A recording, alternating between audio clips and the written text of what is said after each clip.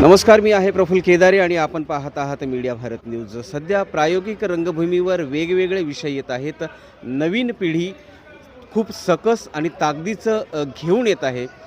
काही महिन्यांपूर्वी महाराष्ट्राला वेड लावणारी स्टार एकांकिका ही अनेक अंगांनी गाजली होती। हाच नाट्यसंच पुन्हा एकदा या प्रायोगिक रंगभूमीवर नवीन नाटक घेऊन येतोय, गुड बाय किस।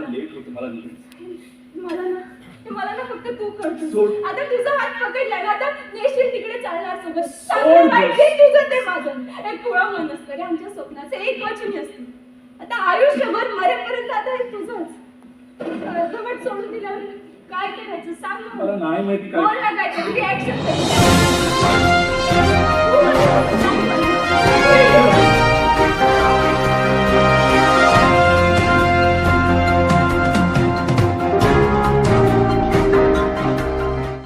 गुड बाय किस याचे लेखक, दिग्दर्शक आणि अभिनेते बॉबी माझ्यासोबत आहेत।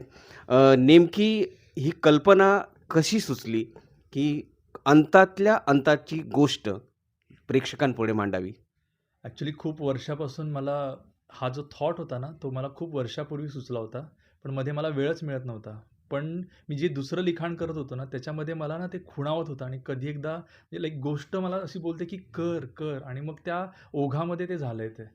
हा विषय म्हणजे ॲक्च्युली हे आपल्या रोजच्या जगण्यामधलं आहे. आपण रोज म्हणजे आज ज्यांनी प्रयोग बघितला, त्या सगळ्यांनी मला 200% माहिती आहे, त्या सगळ्यांनी ते स्वतःलाच तिथे पाहिलं. ॲक्च्युली जे संवाद आहेत माझे, जे मी लिहिलेत, ते ॲक्च्युली आपल्या सगळ्यांच्या मनात रोज डोक्यात चालू असतात रात्री झोपताना. कारण स्वप्न आपण जन्माला येतो आणि स्वप्न त्याच्यासोबत जन्माला येतं. ही एकमेकांना अशी कनेक्ट असलेली गोष्ट आहे. त्यामुळे ती गोष्ट लिहिताना थोडी सोपी पण गेली, पण लिहिताना त्रास पण खूप झाला. कारण जो फॅक्ट आहे, जी रिॲलिटी आहे ना, ती थोडीशी नाराज करणारी आहे अशी. पण काय वाटतंय तुला, हा विषय इतक्या सहजपणे हाताळलाय तू, म्हणजे माणसाच्या मानसिकतेचा विषय, तर प्रेक्षकांच्या कितपत पसंतीस उतरेल? खूप जास्त. कारण हा खूप पर्सनल विषय आहे ॲक्च्युली, खूप पर्सनल आहे. कारण प्रत्येकाचं म्हणजे जगताना आपल्या हातून गोष्टी सुटत असतात. भले मग ते स्वप्न म्हणजे आपली एक आर्ट फॉर्म असेल किंवा काही असेल, आपली माणसं असतील, आपला आवडता माणूस असेल, कुठली किंवा आपली एखादी वस्तू असेल.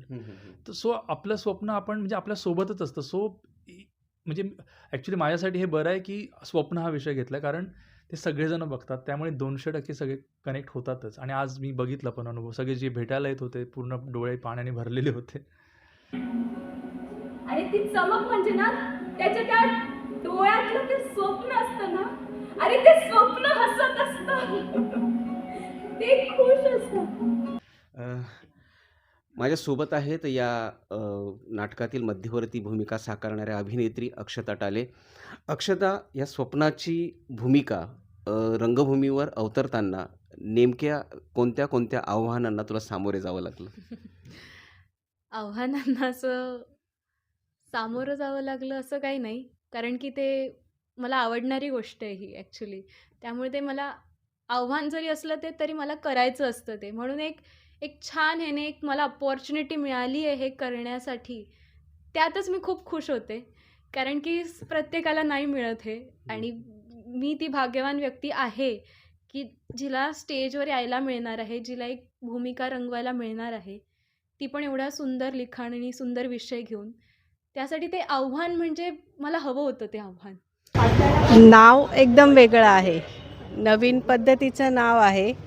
पण आपण ज्या वेळेला अगदी 16 वर्षानंतर जे चालू असतं, मुलांनी इंजिनियर व्हावं, डॉक्टर व्हावं, असं आईवडिलांची स्वप्न, नंतर मुलांची स्वप्न, म्हणजे एक वेगळाच विषय. नाव वेगळं आणि विषय वेगळा, आणि एवढा सुंदरपणे रीतीने तो मांडला आहे. जर एखाद्याचं स्वप्न पूर्ण झालं नाही तर त्यांनी ते तिथे ड्रॉप करून पुढचं दुसरं स्वप्न, पुढची स्वप्न, म्हणजे आयुष्य हे अखंड शेवटपर्यंत स्वप्न, आणि एवढा सुंदर रीती मांडला. जास्त त्यात कोणी कलाकार नसताना फक्त 2 कलाकार. I am very, very overwhelmed right now by the intense emotions that I could experience all throughout the play. The actors have done a wonderful, wonderful job. Akshata Tare, Bobby, they have all outdone all my expectations. I have watched a couple of plays of their own by Giraffe Theatre a couple times before, but this one was mind blowing. I did not see this coming. I had my heart in my mouth. It's not even, oh my god, I am actually very speechless right now, because I've known these people for a while now, and to see them perform a character like that it's truly brilliant. It will touch your heart like never before. It's going to strike a chord for sure, and I'd recommend everybody to go and watch this show. नवीन होतकरू कलाकारांसाठी आपण मराठी प्रेक्षक म्हणून, आपण मराठी रंगप्रेमी म्हणून सर्वांनी आवर्जून पाहावं, हे सगळ्यांना आवाहन करतो. एवढे डायलॉग्स हिरो आणि हिरोईनच्या तोंडी होते. कंटिन्यू जवळजवळ 1.5 तास आम्ही खुर्चीला खिळून बसलो.